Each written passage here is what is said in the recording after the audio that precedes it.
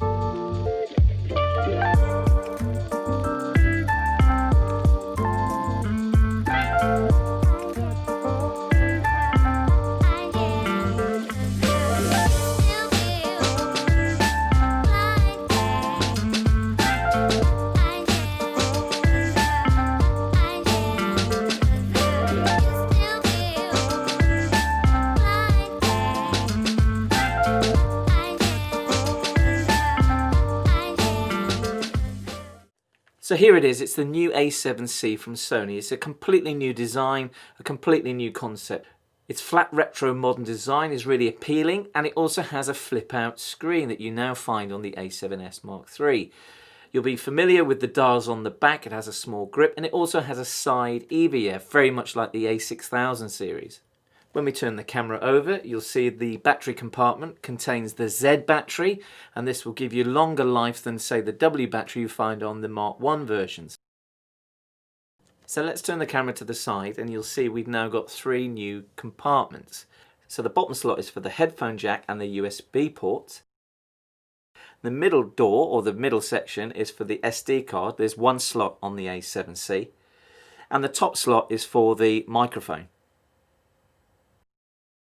Now, as well as the body being smaller, the lenses as well. So this kit lens, a 28-60 f4 to f5.6, is really, really small.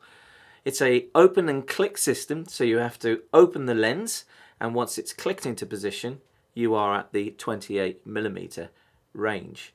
You then can change the lens accordingly to use the focal length on this pancake lens. It really is light, it's really robust, and I really enjoyed using the lens. So let's look in more detail at the spec and the key messages from this new camera, the A7c. This camera is really cool. I have to say the design and the retro feel is absolutely superb. The design is really clean and sleek as well. It has a 24.2 million pixel Exmor-R sensor, and that's supported by the Bionic X processor. Like I said, when I was walking around I felt really comfortable with the camera, and the design and the weight felt really good over the shoulder. It has ISO sensitivity of 100 to 51,200, a shutter speed of 1,400 with image stabilization 5-axis.